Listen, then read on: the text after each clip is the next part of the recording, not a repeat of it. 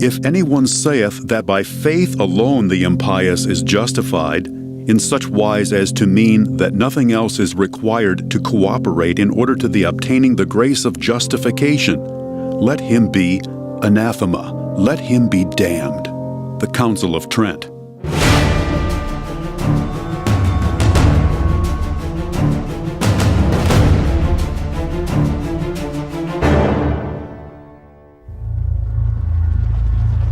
When Emperor Charles V begins to march his troops to confront the Schmalkaldic League, some of the more skittish members, they fail to attack.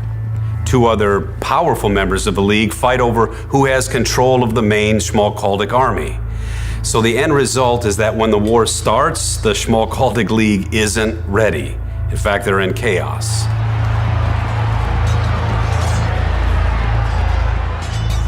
By 1548, several key Lutheran princes were captured, and Charles forces the Lutherans to sign the Augsburg Interim.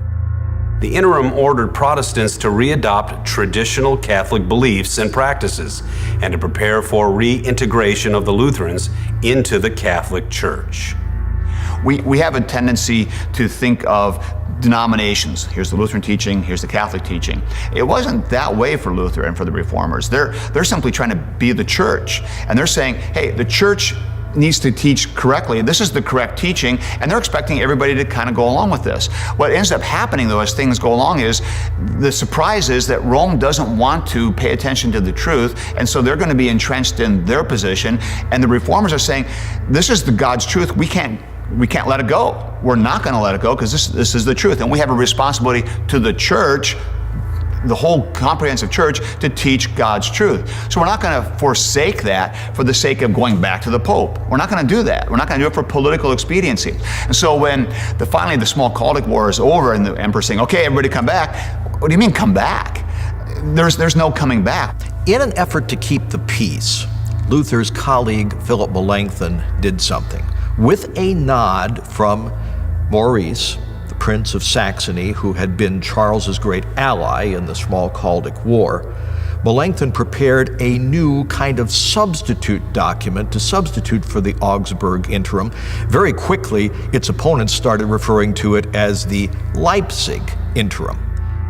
The Protestant leaders refused to abide by the Augsburg Interim. What Melanchthon tried to do was split the difference, but he can only ask for so much because the Schmalkaldic League did lose the war. And Melanchthon's whole idea in this document was to retain the things that absolutely had to be retained. But if we're going to retain those things that absolutely have to be retained, like justification by grace through faith, we have to be not quite so picky about other things that are not so essential. Well, the problem was that lots of people got the false impression that because ceremonies were being conceded to the papists, now all of a sudden the whole Lutheran cause was being rolled back. And furthermore, even in that great essential of justification by faith, were compromises being made there. The term justification by faith did not appear in the Leipzig Interim.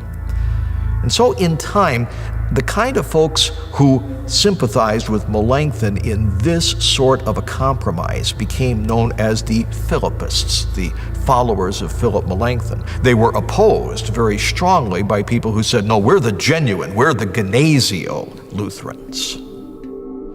Philip Melanchthon was serving on the faculty at the University of Wittenberg, not in the Department of Theology, but in the philosophy department. His forte was Aristotle. Now, Philip and Luther have very different personalities. Melanchthon was more irenic, more peace-loving, wanted things to kind of work out, try to keep things going neatly. But during their lifetime, Philip and Luther worked well together, and Melanchthon and Luther were a team. After Luther died, perhaps some of Philip's ironic, peaceful nature started to get a little stronger, so it gets him into a little trouble where he starts going too far and giving up too much. Now, even though Charles V had won the Schmalkaldic War, he really lost. No one was happy with Charles, the Augsburg Interim, or even the Leipzig Interim. Lutheranism was entrenched and popular. The Lutheran princes refused to reconvert back to Catholicism. The Catholic princes liked their autonomy, and they actually felt threatened by the imperial troops on their soil. Maurice, the powerful Protestant ally of the emperor, was beginning to wonder if he made a mistake by betraying the Lutherans and allying himself with Charles. And the Pope wasn't happy either. Charles made a deal with the Protestants that involved compromising on Catholic religious practice. Charles had made some concessions to the Lutherans in exchange for peace and order. The church felt that Charles had no right to do that. That was the church's domain. So everyone was upset with Charles. The powerful Protestant Duke Maurice, who had been bribed to be an ally of Emperor Charles V, decides that it was more expedient for him to be viewed as a champion of Lutheranism than as a traitor. So he attacks Charles with the backing of the King of France, and he drives Charles' forces from Saxony. So by 1555, what had happened was that Protestantism was so firmly entrenched within the Holy Roman Empire, there was really no way that the emperor had the authority or even the wherewithal to get rid of it. So in order to maintain peace and to prevent more religious wars from occurring, they're going to have to give it legal standing within the empire. This will lead to the Treaty of Augsburg of 1555, which has significance for the church going forward, primarily because of the principle that it establishes of cuius regio, huius religio, which translates roughly into whoever's in charge, his religion is what runs the show. And the idea of having two churches next to each other is still kind of, can't do that. And so the thought was, what we'll do then is the prince will determine the faith for his area. So if the prince, the ruler, is a Lutheran, everybody in his territory, you're a Lutheran. If the prince is Roman Catholic, everybody there, you're a Roman Catholic. That's how it was decided. And to us, that seems kind of like, where's the personal choice? No one cared about personal choice then. It was the point of, we need to have unity. Here's how we're going to settle this. Done. And that's what they did for a while. So the Peace of Augsburg set up a very interesting situation in the Holy Roman Empire. By granting adherents of the Augsburg Confession equal legal standing within the empire, it essentially accepted it as a viable option. So you're going to see a gradual transition in the discourse between the Catholics and the Protestants.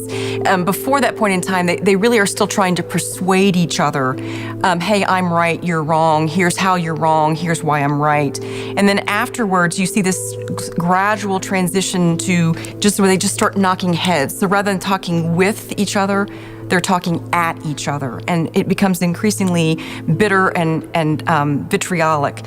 For the cities, the free imperial cities, this also becomes interesting because essentially the Peace of Augsburg allows the city councils to choose the religion of the city. When the princes changed their allegiances, and when they switched, let's say, from Catholic to Lutheran, or Lutheran to Calvinist, or Calvinist to Lutheran, the people who were under the prince typically did not change locations. So there are instances where you have a city that has a sizable Protestant population, but the city council is Catholic. So the official religion of the city is Catholic, but you have a sizable Protestant minority and there are too many to kick out and they won't shut up. So things became very, increasingly tense. By the time we get to the Peace of Augsburg in 1555, I think that poor Charles was just completely worn out with the whole thing. So Charles found himself throughout his reign having to travel around between his various kingdoms to make sure everything was okay. When he leaves Spain at one point, he actually has rebellion there. He has to come back and deal with it. When he's back in Spain, he has rebellion in Germany. He has to go deal with that. He has war in Italy. Suddenly he has to move down to Italy. He's always putting out fires. And this is okay for a young man to do. A young man has the energy, but Charles, now entering into his 50s, this is tiring. And travel back then is not comfortable. It's very dangerous. And on top of that, wherever he goes, he feels like he's failed. He hasn't stamped out the Lutheran heresy. The Turks have taken most of Hungary. He has managed to keep the French at bay, but he's lost England to heresy too.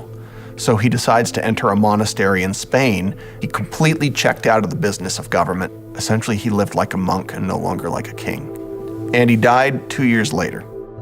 He really struggled. I mean, this guy was kind of an ironic figure. On the one hand, he's sanctioning Cortez and the conquistadors to conquer all of South America, but he can't even keep his own empire together. On the one hand, he's decapitating the heads of the Frisian rebels and others, but he couldn't decapitate the faith of Luther. On the one hand, he says that this Lutheran thing is a monkish squabble or just an argument among monks, but on the other hand, he's exhausted by it, and he ends up abdicating the throne, and he ends up finishing his life in a monastery. Before he abdicated, he divided his empire into two pieces. Ferdinand I would rule the Holy Roman Empire. Charles's son, Philip II, would rule Spain, the Netherlands, parts of Italy, and the Spanish possessions in the New World. By the time of the Treaty of Augsburg, the Catholic Counter-Reformation had already begun. The Catholic Church had started the Council of Trent, which was formed to deal with the corruption in the Church and to deal with Protestant theology. The Catholic Church had also started the Order of the Jesuits. Today we know them for their schools and their universities, but back during the Reformation, they were kind of a fanatical militant group formed to directly confront Protestantism. Their constitution demanded the rejection of all opposing opinion or judgment, and they were to be completely obedient to the Pope. They sometimes used harsh means to purify the Catholic Church of corruption and to defeat Protestantism. Even other Catholics were afraid of their religious zeal. They would become a major force in the Catholic Inquisition. So not only did you have conflicts between the different religious groups, you also had conflicts within each of these religious groups. So within the Lutherans, the major lines are the Philippists, those who followed Philip Melanchthon and were seen as compromisers, and the Gnesio-Lutherans who saw themselves as the true followers of Luther. And so I think this is one of the things that prompts the Lutherans to realize, hey, we are tearing ourselves apart, and if we don't do something, maybe the Catholics are going to come and shut us down. So the two principal theologians who are responsible for bringing the Lutherans back together again as Jakob Andrea and Martin Chemnitz. In 1580, they would compile in the Book of Concord the essential statements of faith of Lutheranism. So that includes the ecumenical creeds as well as the Lutheran confessions. So the intent of this was to remind Lutherans of what it is that they had in common, the things that they believed collectively, and to bring the different factions of Lutheranism together. The Book of Concord is not a merely historical document. It's still very relevant today. When a pastor becomes a pastor in the Lutheran Church, he subscribes to the Book of Concord, which means this book determines my confession. It's what I confess. It will norm how I function. And it's fascinating that when you read it, it's vibrant and alive, and it speaks to issues, and people are often stunned at how relevant it is, because it is relevant, because it's God's truth. And it's not just merely a political thing that came up with or a theological document. It's God's truth, which contains theological truth and political truth, but it speaks to real life and real people. Ferdinand II had managed to extirpate Protestantism in his region. He brought in Jesuit scholars, closed down Protestant schools and churches, and cast out all the teachers and pastors, and had managed within a few years to turn the T-roll from a Protestant Catholic kind of mix into a die-hard, fanatically Catholic county.